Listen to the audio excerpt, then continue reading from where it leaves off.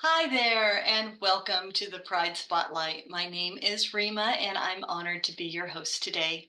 Each episode will be highlighting one of our wonderful Pride members and getting to know them a little better and what brought them into our community. Today, we will be speaking with Delphina Goedhart. Welcome, Delphina. Hi, thank you for inviting me. It's good to see you. It's good to be with you and good to connect with you. And I look forward to us getting to know each other a little better. So, I was wondering before we start if you could share a little bit about yourself, your day to day, and where you're calling from today. Today I'm calling from Cabo de Gata, which is in Andalucia, Spain, and I am living a camper life. My camper is at the moment my home, and via that life, I get to be a lot in nature, and that's what I do from day to day is communicate with nature and see what's fun and play. That's what I do. Wow, so you just go where the wind leads you. Where the wind leads me, or the trees, very big olive trees, or um, the mountains, the forests, what I'm feeling called to or drawn to. And if there's something that catches my eye, I sit and listen. And often I get assignments from nature along the way. Wow, that's awesome. So tell me what brought you to the Pride? How did you find this space? Um, well, I started animal communication a while ago, I think about um, 5 years ago, but that was with pets. And I've lived in South Africa for a long time. And I was like, oh, but I'm longing for communicating with wildlife and nature as well. That's really what I'm excited about. And then in 2021, I saw the Nature Communication Summit from P, and I was like, oh, I want to watch this, want to watch this. And that's what I did. And that's how it all started because I got so excited and I was so inspired that I decided to join the Pride.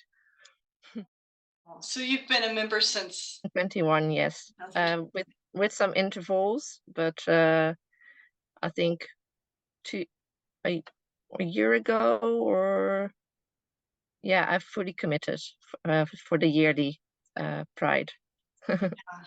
Yeah. Oh, so what's your favorite thing? What made you fully commit? What was that final thing that made you think, you know what, I'm going to go for it and really commit? Um, I think it's the group energy and the feeling of coming home somewhere for me.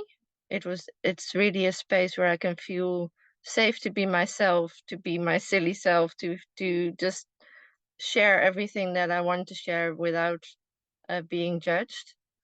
And that space for me is like it excites me every time I the power up is there, and that's why I committed.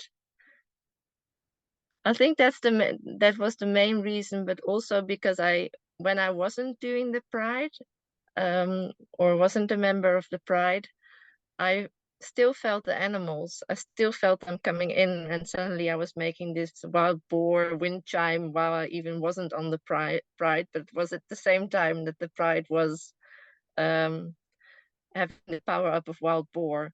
So yeah, I was still there while not being there. So I thought, okay, this is for this still in my energy field, so I want to commit to this.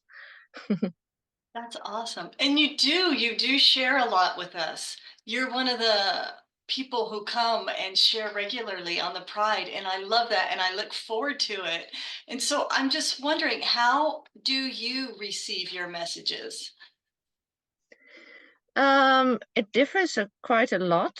Um, Often I hear words, um, but when we merge, I really see what's happening and see what the animal wants to show me. But sometimes no information comes, and I just have to go to my feelings, um or to my other senses, to my knowing. So it comes in different forms, but when nothing arrives, then they often say switch channels, and then I know, okay, I need to have a different input. And recently, I actually, with some vultures, I discovered also smelling. So that would be good also to discover. What did you And smell with vultures? well, it's a story. I was walking in the mountains, and I was laying down with some mountain goats because they trusted me so much that I could be there with them. And when I walked on, I thought I saw like a nest of a vulture, or a head of a vulture on a nest in the cliff, but I didn't have binoculars. I didn't have anything to go on. And then I thought, like, is this now a vulture? Is this not? And I asked people binoculars, and they didn't have it. And then I was like, okay, I'll sit down. I open up, and suddenly I get this whiff of vulture smell that I remember from South Africa. And then I was like, oh, even if I can't see, it's it's still there. It can come, information can come via all different sources as long as you're open to it. So that's what happened to the vulture. Oh, that's cool. They brought you your first sniffing interaction. Yeah. And they do have a smell. Yeah. So, has there any communication that has happened within the pride that really sticks out with you for one particular animal that you'd like to share with us? Well, all animals have shared a lot. Um, I was very impressed by mongoose. They're just, oh, their pure confidence in we've got this. Um, but I think the most emotional interaction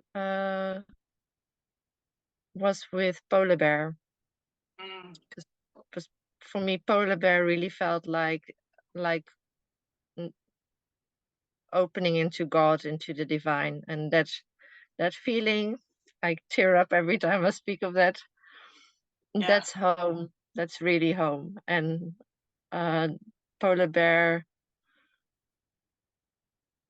just touched me on levels that I I didn't know existed, and I would like very much to communicate more with them. they very And much had that angelic energy, didn't they? yeah, Yeah. yeah. For me, it was like the polar bear gave me a real hug, and I just felt myself burst open, like there was nothing outside of that moment, and there was just God staring back at me, and I was like, whoa, whoa, what's this? That's Yeah, powerful. That's awesome. That's really yeah. great. So, is there anything else you'd like to share with us? The way maybe the pride has changed or enhanced your life, or any other stories you'd like to share with us at this time? Um, well, before our meeting, I went to speak to a huge olive tree here, um, in Cabo de Gata. It's like more than 1,000 years old. But what I really noticed since the Pride is that I have committed to something in my life, and that's already something. And two, I kept on wondering what else is there? What else is there? And what else can I speak to? And the moment you open that channel, and the moment you realize again that all beings are equal, they have the same rights, they have free will, they matter in the same, everyone matters equally. Um, you see nature differently, and nature sees you differently. And that's when I started opening up to the nature spirits, to the trees, to the dragons, to the unicorns, to the leprechauns to the elves to the mermaids, and everything just opened, and that wondrous world that we knew as a child, that we knew that was there, um, reopened again for me through this. And I can only be grateful, because that's the magic of life and the wonder of life. And if there's something that the world needs, it's magic and wonder and innocence and playfulness and that. Yes, that's Yeah. awesome. I love that. Yes. You bring that playful energy in when you're sharing, and I know I appreciate it, and I'm sure a lot of other members do too. So thank you for being a part of our community, and thank you for your interview today. It was very nice meeting you. Nice meeting you too, and thank you for listening.